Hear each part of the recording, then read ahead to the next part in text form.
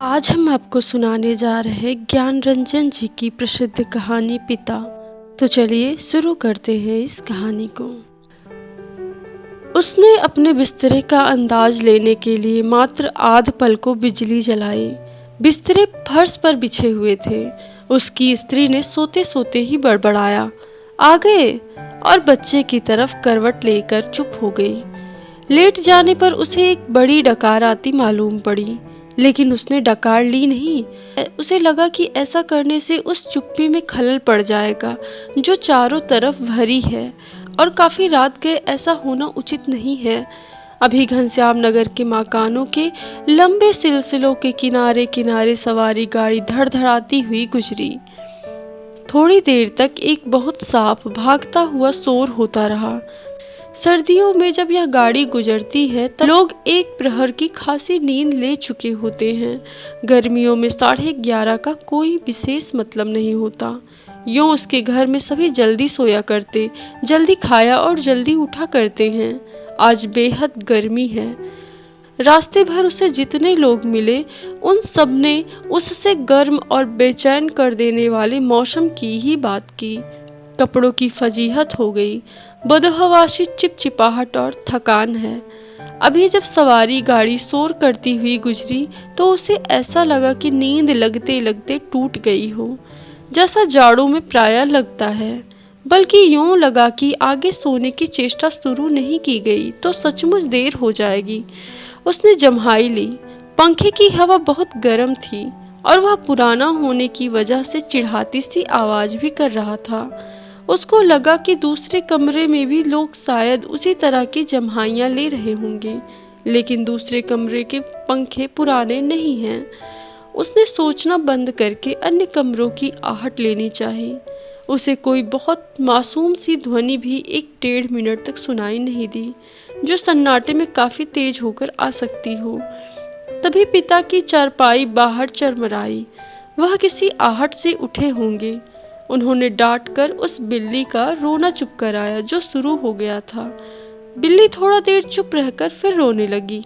अब पिता ने डंडे को गज पर कई बार पटका और उस दिशा की तरफ खदेड़ने वाले ढंग से दौड़े जिधर से रोना आ रहा था, और हट हट करके चिल्लाए। जब वह घूम फिरकर लौट रहा था तो पिता अपना बिस्तर बाहर लगाकर बैठे थे।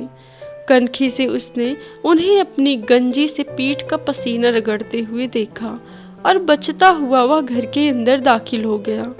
उसे लगा कि पिता को गर्मी की वजह से नींद नहीं आ रही है, लेकिन उसे इस स्थिति से रोष हुआ। सब लोग पिता से अंदर पंखे के नीचे सोने के लिए कहा करते हैं, पर वह जरा भी नहीं सुनते। हमें क्या, भोगे कष्ट। कुछ देर पड़े रहने के बाद वह उठा और उसने उत्सुकतावश खिड़की से झांका। सड़क की बत्ती छाती पर है। गर्मियों में यह बेहद अखड़ जाता है। पिता ने कई बार करवटें बदली, फिर शायद चैन की उम्मीद में पाटी पर बैठ पंखा झलने लगे हैं। पंखे की डंडी से पीठ का वह हिस्सा खुजाते हैं जहां हाथ की उंगलियां दिक्कत से पहुंचती हैं। आकाश और दरख्तों की तरफ देखते हैं। रिलीफ पाने की किसी बहुत हल्की उम्मीद में शिकायत उगलते हैं। बड़ी भयंकर गर्मी है, एक पत्ता भी नहीं डोलता। उनका यह वाक्य तो नितांत व्यर्थ है। अभी अभी बीते क्षण में डूब गया। गर्मी बरकरार है और रहेगी, क्योंकि यह जाड़े बरसात का मौसम नहीं है। पिता उठकर घूमने लगते हैं। 1 या 2 बार घर का चक्कर चौकीदारों की तरह ओ हो करते हुए लगाते हैं, ताकि कोई सेंध वेंध ना लगा सके। लौटकर थके स्वर में हे ईश्वर कहते हुए उंगली से माथे का पसीना काटकर जमीन पर चुआने लगते हैं। बड़ा गजब है। कमरे की एक दीवार से टिककर बैठ जाने पर वह काफी तनाव में सोचने लगा। अंदर कमरे में पंखे के नीचे घर के सभी दूसरे लोग आराम से पसरे हैं। इस साल जो नया पेंडस्टर खरीदा गया है वह आंगन में दादी अम्मा के लिए लगता है। बिजली का मीटर तेज चल रहा होगा, पैसे खर्च हो रहे हैं, लेकिन पिता की रात कष्ट में ही है। लेकिन गजब यह नहीं है, गजब तो पिता की जिद है। वह दूसरे का आग्रह अनुरोध माने तब ना। पता नहीं क्यों पिता जीवन की अनिवार्य सुविधाओं से भी चिढ़ते हैं। वह झल्लाने लगा। चौक से आते वक्त 4 आने की जगह 3 आने और 3 आने में तैयार होने पर 2 आने में चलने वाले रिक्शे के लिए पिता घंटे घंटे खड़े रहेंगे। धीरे धीरे सबके लिए सुविधा जुटाते रहेंगे, लेकिन खुद उसमें नहीं या कम से कम शामिल होंगे। पहले लोग उनकी काफी चिरौरी किया करते थे, अब लोग हार गए हैं। जानने लगे हैं कि पिता के आगे किसी की नहीं चलेगी। आज तक किसी ने पिता को वॉश बेसिन में मुंह हाथ धोते नहीं देखा। बाहर जाकर बगिया वाले नल पर ही कुल्ला दातून करते हैं। दादा भाई ने अपनी पहली तनख्वाह में गुसल खाने में उत्साह के साथ एक खूबसूरत सावर लगवाया, लेकिन पिता को अरसे से हम सभी आंगन में धोती को लंगोटे की तरह बांधकर तेल चुपड़े बदन पर बाल्टी बाल्टी पानी डालते देखते आ रहे हैं। खुले में स्नान करेंगे, जनेऊ से छाती और पीठ का मैल काटेंगे। शुरू में दादा भाई ने सोचा पिता उसके द्वारा सावर लगवाने से बहुत खुश होंगे और उन्हें नई चीजों का उत्साह होगा। पिता ने जब कोई उत्साह प्रकट नहीं किया तो दादा भाई मन ही मन काफी निराश हो गए। 1-2 बार उन्होंने हिम्मत करके कहा भी, आप अंदर आराम से क्यों नहीं नहाते? तब भी पिता आसानी से उसे टाल गए। लड़कों द्वारा बाजार से लाई बिस्किटें, महंगे फल, पिता कुछ भी नहीं लेते। कभी लेते भी हैं तो बहुत नाक भाव सिकोड़ कर, उसके बेस्वाद होने की बात पर शुरू होने में ही जोर देते हुए। अपनी अमावट, गजक और दाल रोटी के अलावा दूसरों द्वारा लाई चीजों की श्रेष्ठता से वे कभी प्रभावित नहीं होते। वह अपना हाथ पांव जानते हैं, अपना अर्जन, और उसी में उन्हें संतोष है। वे पुत्र जो पिता के लिए कुल्लू का सेब मंगाने और दिल्ली एम्पोरियम से बढ़िया धोती मंगाकर उन्हें पहनाने का उत्साह रखते थे, अब तेजी से पिता विरोधी होते जा रहे हैं। सुखी बच्चे भी अब गाहे बगाहे मुंह खोलते हैं और क्रोध उगल देते हैं। लद्द लद्द आम के 2 सीकरों के लगभग एक साथ गिरने की आवाज आई। वह जानता है पिता आवाज से स्थान साधने की कोशिश करेंगे। टटोलते टटोलते अंधेरे में आम खोजेंगे और खाली गमले में इकट्ठा करते जाएंगे। शायद ही रात में 1-2 आम उससे चूक जाते हैं, ढूंढने पर नहीं मिलते, जिनको सुबह पा जाने के संबंध में उन्हें रात भर संदेह होता रहेगा। दीवार से काफी देर एक ही तरह टिके रहने से उनकी पीठ दुखने लगी थी। नीचे रीढ़ के कमर वाले हिस्से में रक्त की चेतना बहुत कम हो गई। उसने मुद्रा बदली। बाहर पिता ने फाटक खोलकर सड़क पर लड़ते चिचियाते कुत्तों को हड़काया। उसे अब बहुत खीज हुई। कई बार कहा, मोहल्ले में हम लोगों का सम्मान है, 4 भले लोग आया जाया करते हैं, आपको अंदर सोना चाहिए, ढंग के कपड़े पहनना चाहिए और चौकीदारों की तरह रात को पहरा देना बहुत ही भद्दा लगता है। लेकिन पिता की अड़ में कोई झोल नहीं आता। उल्टा सीधा पता नहीं कहाँ किस दर्जी से कुर्ता कमीज सिलवा लेते हैं। टेढ़ी जेब, सदरी बटन ऊपर नीचे लगा, सभी सोसाइटी में चले जाएंगे। घर भर को बुरा लगता है। लोगों के बोलने पर पिता कह देते हैं, आप लोग जाइए ना भाई, काफी हाउस में बैठिए, झूठी वैनिटी के लिए बेरा को टिप दीजिए, रहमान के यहाँ 1.5 रुपए वाला बाल कटवाइए, मुझे क्यों घसीटते हैं। लोगों का बोलना चुटकी भर में धरा रह जाता। पिता वैसे तो चुप रहते हैं, लेकिन जब बात बहस उन्हें खींच लिया जाता है तो काफी करारी और हिंसात्मक बात कह जाते हैं। उल्टे उन्हें घेरने वाले हम भाई बहन अपराधी बन जाते हैं। कमरे से पहले एक भाई खिसकेगा, फिर दूसरा, फिर बहन और फिर तीसरा। चुपचाप सब खींचे हारे खिसकते रहेंगे। अंदर फिर माँ जाएगी और पिता, विजयी पिता, कमरे में गीता पढ़ने लगेंगे या झोला लेकर बाजार सौदा लेने चले जाएंगे। होता हमेशा यही है। सब मन में तय करते हैं आगे से पिता को नहीं घेरेंगे, लेकिन थोड़ा समय गुजरने के बाद फिर लोगों का मन पिता के लिए उमड़ने लगता है। लोग मौका ढूंढने लगते हैं, पिता को किसी प्रकार अपने साथ सुविधाओं में थोड़ा बहुत शामिल कर लिया जाए, पर ऐसा नहीं हो पाता। वह सोचने लगा, भूखे के सामने खाते समय होने वाली व्यथा सरीखी किसी स्थिति में हम रहा करते हैं। यद्यपि अपना खाना हम कभी स्थगित नहीं करते, फिर भी पिता की असंतृप्ति के कारण व्याकुल और अधीर तो हैं ही।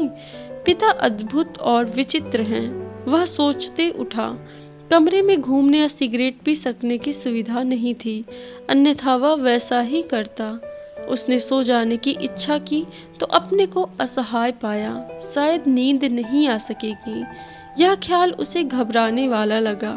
पिता अद्भुत और विचित्र हैं, यह बात वह भूल नहीं रहा था। पिछले जाड़ों में वह अपने लोभ को कुचलकर बमुश्किल एक कोट का बेहतरीन कपड़ा पिता के लिए लाया। पहले तो वह उसे लेने को तैयार नहीं हुए, लेकिन माँ के काफी घुड़कने फुड़कने से राजी हो गए और उसी खुलदाबाद के लिए लपटू दर्जी के यहाँ सिलाने के लिए चल दिए।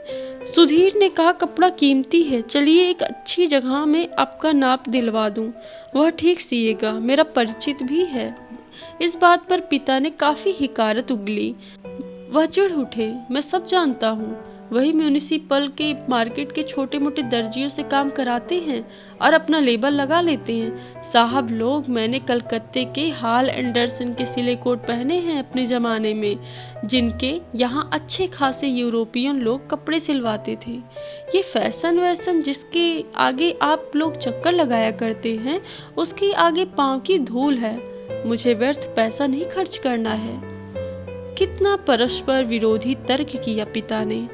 ऐसा वह अपनी जिद को सर्वोपरि रखने के लिए किया करते हैं। फिर सुधीर ने भी कपड़ा छोड़ दिया। जहाँ चाहिए सिलवाइए या भाड़ में झोंकाइए, हमें क्या, वह धीमे से बुदबुदाया। पिता अकबका कर उठ पड़े। शायद थोड़ी देर पहले जो आम बगीचे में गिरा था उसकी आवाज जैसे अब सुनाई पड़ी हो। वह खिड़की के बाहर देखने लगे। किंचित टिका टिका सा, पीठ के पसीने से बनियान चिपक गई थी। बेहद घुटती हुई गर्मी, मन उसका मथा जा रहा था। बीबी पड़ी आराम से सो रही है, उसे कुछ पता नहीं है। शायद पिता की खाट खाली थी, वह गिरा आम टटोलने के लिए बगिए में घुसे होंगे। पिता कितने विचित्र हैं। लंबे समय से वह केवल 2 ही ग्रंथ पढ़ते आ रहे हैं, यंत्रवत नियमवत, रामायण और गीता। लंबे 35 वर्षों के अखंड केवल रामायण और गीता। उसके पहले युवा काल में जो कुछ जितना कुछ पढ़ा होगा उन्होंने, उसे कभी भयावह, कभी सम्मानजनक और कभी झूठ लगता। यह देख सोचकर कि कोई व्यक्ति केवल 2 पुस्तकों में जिंदगी के 35 वर्ष काट सकता है और कैसे काट लेता है। तभी उसका बच्चा कुनमुना कर रोने लगा। उसने तपाक से खिड़की खोली और उसके बिस्तर पर झूठ मूठ सो गया। ऐसा ना हो कि देवा बच्चे के रोने से उड़ पड़े और उसे संदिग्धावस्था में देखकर बहुत से बेकार प्रश्नों द्वारा हलकान करना शुरू कर दे। वह खुद बिस्तरे पर सोता मालूम पड़कर भी जागता रहा। उसने तय किया कि वह देवा के बारे में ही कुछ सोचता रहे अथवा उसके शरीर को ही छूता रहे। अपनी इस हरकत से ऊब होने लगी और मन भी लांछित करने लगा। बाहर पिता सोया जाग रहे हैं। जैसा भी हो, वह बड़े जबरदस्त हैं। इस समय बाहर रहकर बाहरी होते जा रहे हैं। घर के अंदरूनी हिस्सों में लोगों के आराम या कम आराम से किसी तरह सो तो रहे होंगे। वह विषादग्रस्त हुआ और अनुभव करने लगा, हमारे समाज में बड़े बूढ़े लोग जैसे बहू बेटियों के निजी जीवन को स्वच्छंद रखने के लिए अपना अधिकांश समय बाहर व्यतीत किया करते हैं। क्या पिता ने भी वैसे ही करना तो नहीं शुरू कर दिया है?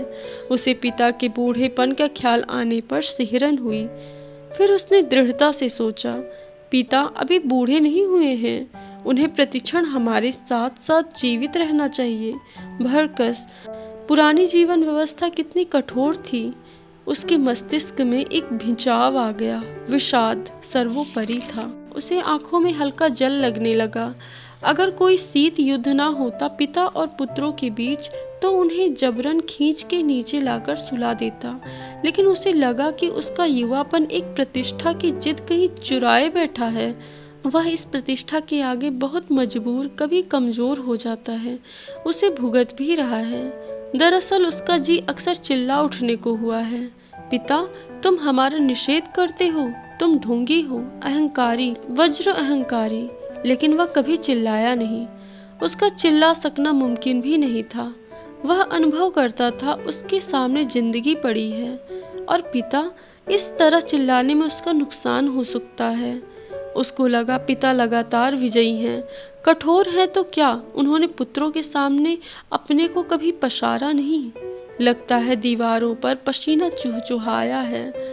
खुद को छुरा भोंक देने या दीवार पर सिर पटकने या सोती बीवी के साथ पाशविक हो जाने का ढोंग सोचने के बाद भी गर्मी की बेचैनी नहीं कटी।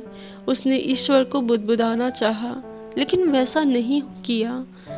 केवल हल्के हल्के हाथ के पंजे से सिर के बालों को दबोच कर वह रह गया। मौसम की गर्मी से कहीं अधिक प्रबल पिता हैं। उसके सामने एक घटना मजबूती से टंग गई। उसने घटना को मन में दोहराया। वायुसेना में नौकरी करने वाला उसका कप्तान भाई बहन के यूनिवर्सिटी के खर्चे के 10 वर्ष तक 50 रुपए महीने भेजता रहा था। एक बार अकस्मात कप्तान भाई होली अवकाश मनाने घर आ गया। पिता ने उसके हाथ में उसके नाम की 1200 रुपयों वाली एक पासबुक थमा दी। सबको यह बड़ा आकस्मिक लगा। कप्तान भाई को हैरत हुई और हल्की खुशी भी। एकाएक काफी रुपए मिल गए, लेकिन इस बात से उसे काफी दुख और पराजय का भान भी हुआ। उसने अपने आप को छोटा महसूस किया। 2 वर्ष तक बहन के लिए उसने जो थोड़ा बहुत किया, वह सब एक पल में घटकर नगण्य हो गया। फिर भी वह अनुभव कर रहा था, कप्तान भाई ज्यादा सोचते नहीं, खिलाड़ी तबीयत के हैं, यान की तरह चुटकी में धरती छोड़ देते हैं। कितने मस्त है कप्तान भाई। उसे लगा पिता एक बुलंद भीमकाय दरवाजे की तरह खड़े हैं, जिससे टकरा टकरा कर हम सब निहायत पिद्दी और दयनीय होते जा रहे हैं। इस घटना को याद करके और पिता के प्रति खिन्न हो जाने पर भी उसने चाहा कि वह खिड़की से पिता को अंदर आकर सो रहने के लिए आग्रह करे, लेकिन वह ऐसा नहीं कर सका। वह असंतोष और सहानुभूति दोनों के बीच असंतुलित भटकता रहा। न लोको सेट से उठती इंजन की शटिंग ध्वनि, न कंक्रीट की ग्रैंड ट्रंक पर से होकर आती धूमनगंज की ओर इक्के दुक्के लौटते इक्कों के घोड़े के टापे, न झगड़ते कुत्ते की भौंक भौं। बस कहीं उल्लू एक गति, एक वजन और विभत्सता में बोल रहा है। रात्रि में शहर का आभास कुछ पलों के लिए मर सा गया है। उसको उम्मीद हुई कि किसी भी समय दूर या पास से कोई आवाज अकस्मात उठ आएगी, घड़ी टनटना जाएगी या किसी दौड़ती हुई ट्रक का तेज लंबा हॉर्न बज उठेगा और शहर का मरा हुआ आभास पुनः जीवित हो उठेगा। पूरा शहर कभी नहीं सोता या मरता। बहुत से सोते हुए जान पड़ने वाले भी संक्षिप्त ध्वनियों के साथ या लगभग ध्वनिहीनता के साथ बीच में ही जगे होते हैं। रात काफी बीत चुकी है और इस समय यह सब सोचना सिवाय सोने के कितना निरर्थक है। शायद पिता औंघ आए हैं। करवट बदलने से उत्पन्न होने वाली खाट की चरमराहट, आम टटोलते समय सूखी अधसूखी पत्तियों के कुचलने की आवाज, लाठी की पटक, मकान के फेरे के वक्त की खास खंखर, कुत्ते बिल्लियों को हड़काना, कुछ सुन नहीं पड़ रहा है। इस विचार से कि पिता सो गए होंगे उसे परम शांति मिली और लगा कि वह अब भी सो सकेगा। शीघ्र नींद के लिए उसने टकटकी बांधकर पंखे की तरफ देखना शुरू किया। गर्म हवा के बावजूद दिन भर की व्यर्थ थकान और सोच विचार से पस्त हो जाने की वजह से वह नींद में चित्त हो गया। थोड़े समय उपरांत वह एकाएक उचक कर बैठा। उसने चारों तरफ कुछ देख पाने के लिए कुछ क्षण तक गड़े हुए अंधेरे को घूरा। हुआ यह कि उसे शरीर में एकाएक बहुत गर्मी लगी थी और अजीब सी सरसराहट हुई। शायद पसीने से भीगी टांग पत्नी के बदन से छू गई थी। मुंह में बुरा सा स्वाद भर आया था। किसी बुरी बीमारी के कारण अक्सर ऐसा हो जाया करता है। उठकर उसने 2-3 कुल्ले किए और ढेर सारा ठंडा पानी पिया। इतना सब कुछ वह अंधनींद में ही करता रहा। आंगन से पानी पीकर लौटते समय उसने इत्मीनान के लिए खिड़की के बाहर देखा। अब तक नींद जो थोड़ी बहुत थी काफूर हो गई। पिता सो नहीं गए हैं अथवा कुछ सोकर पुनः जगे हुए हैं। पता नहीं, अभी भी उन्होंने हे राम तू ही सहारा कहकर जम्हाई ली है। ऐसा उन्होंने कोई दबकर नहीं किया। रात के लिहाज से काफी शोर उठाते कहा है। शायद उन्हें इत्मीनान है कि घर में सभी लोग निश्चित रूप से सो रहे हैं।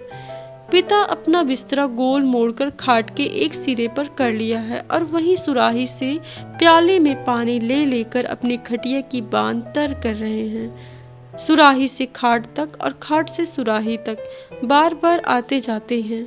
बहुत बार ऐसा करने पर खाट का बांध तर हुआ है। उसके बाद उन्होंने पानी पिया और पुनः एक बड़ी आवाजदार जम्हाई के साथ लिपटे हुए बिस्तरे का सिरहाना बना निखरी खटिया पर लेट गए। तड़का होने पर पता नहीं कितनी देर थी। थोड़ी देर बाद पंखा जमीन पर गिराकर उनका दायां हाथ खटिया की पाटी से झूलने लगा। चारों तरफ धूमिल चांदनी फैलने लगी है। सुबह जो दूर है के भ्रम में पश्चिम से पूर्व की ओर कौवे कांव कांव करते उड़ रहे हैं। वह खिड़की से हटकर बिस्तरे पर आया। अंदर हवा वैसी ही लू की तरह गर्म है। दूसरे कमरे स्तब्ध है। पता नहीं बाहर भी उमस और बेचैनी होगी। वह जागते हुए सोचने लगा, अब पिता निश्चित रूप से सो गए हैं शायद। ये कहानी यहीं पे समाप्त होती है। पिता कहानी, जो कि ज्ञानरंजन द्वारा लिखी गई सर्वश्रेष्ठ कहानियों में से एक है। इसकी रचना सन 1965 ईस्वी में लोक कथात्मक शैली में की गई है। इस कहानी में पुरानी पीढ़ी की सोच वाले पिता और नई पीढ़ी की सोच वाले पुत्र के बीच मतभेद को दर्शाने का प्रयत्न किया गया है। कहानी में गर्मी बेचैनी के प्रतीक के रूप में है। इस कहानी के माध्यम से कहानीकार ने पुरानी पीढ़ी और आधुनिक पीढ़ी में अंतर और उनके बीच उत्पन्न द्वंद्व को दर्शाने का प्रयत्न किया है। पिता अपने बच्चों को आधुनिक बनाने से नहीं रोकते हैं, परंतु उसमें अपने को शामिल भी नहीं करते हैं, जबकि पुत्र पिता को आधुनिक बनाना चाहता है। पिता और पुत्र में प्रेम युक्त भावनात्मक दूरी है, फिर भी दोनों एक दूसरे का ख्याल रखते हैं। दोनों एक साथ रहकर भी साथ नहीं है। पुत्र के वैवाहिक जीवन में तनाव ना हो, इसीलिए वह बाहर सोना पसंद करते हैं। इस कहानी में पिता पुत्र के बीच वैमनस्य नहीं दिखाई पड़ता। ज्ञानरंजन ने इस कहानी में दो पीढ़ियों के बीच के आपसी वैमनस्यता के भाव को ना दिखाकर दोनों को भावनात्मक रूप से एक दिखाया है। पिता कहानी के बारे में गोपाल राय का कथन है कि ज्ञानरंजन का पिता कहानी पीढ़ियों की सोच और जीने के तौर तरीकों की खाई को व्यक्त करने वाली कहानी है, तथा डॉक्टर बच्चन सिंह के अनुसार इस कहानी का केंद्रीय वस्तु अकेलापन है। धन्यवाद।